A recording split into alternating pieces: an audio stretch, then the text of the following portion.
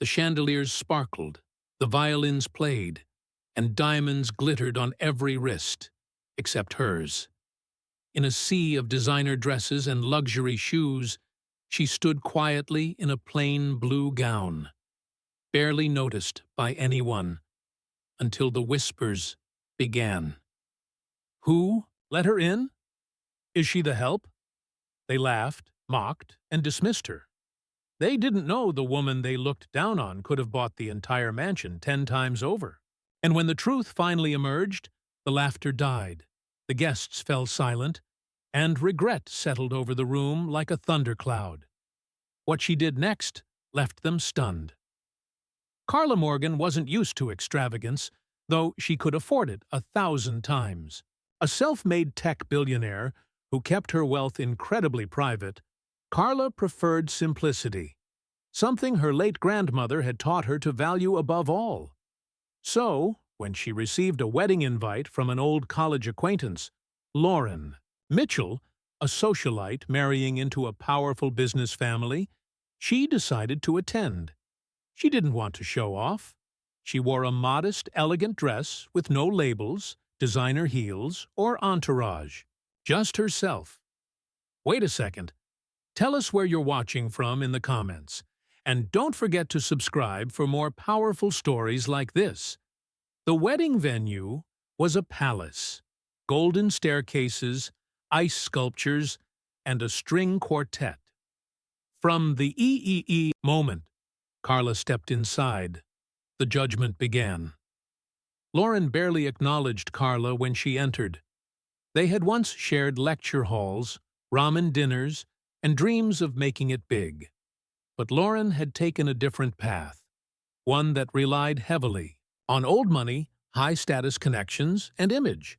Carla had quietly built a tech empire that revolutionized rural connectivity, keeping her identity largely anonymous from the public.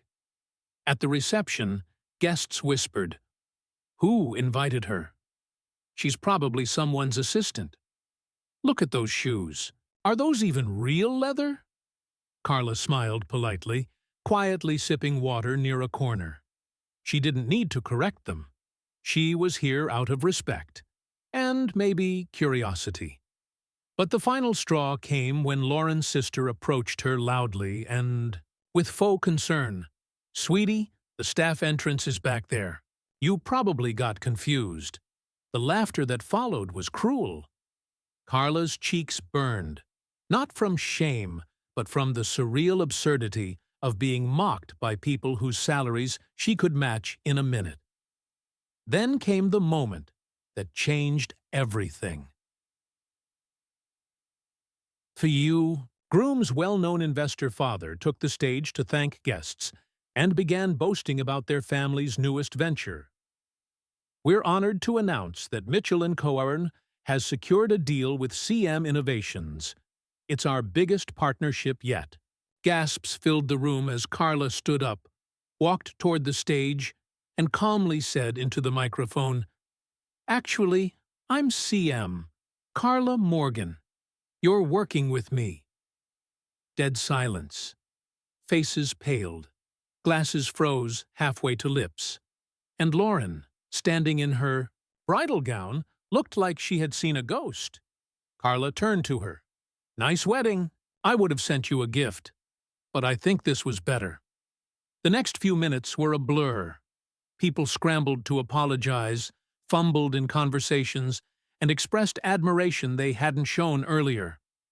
Lauren tried to laugh it off, but the damage was done. Everyone had seen it. Carla didn't cause a scene. She stayed a few more minutes, accepted a cup of tea from the oldest waiter there, who, unlike the guests, had treated her kindly from the beginning, and quietly left in the same simple way she had arrived. No security, no limos. Just her, a quiet billionaire, choosing grace over arrogance. That night, social media erupted. A few guests had posted pictures of the mysterious woman earlier, mocking her appearance. Now, those same photos were being shared with headlines like, Guests mocked a billionaire in disguise. Now they're embarrassed for life. Carla's name trended for days, but she stayed out of the spotlight, choosing instead to issue a single quote. Class isn't measured in fabric or fortune. It's how you treat those you think can give you nothing. Her words reached millions. And everyone who had laughed that day would never forget the price of judging a book by its cover. If you enjoyed this story and found it thought-provoking, don't forget to like, share, and subscribe for more powerful narratives. Let us know your thoughts in the comments. Take care.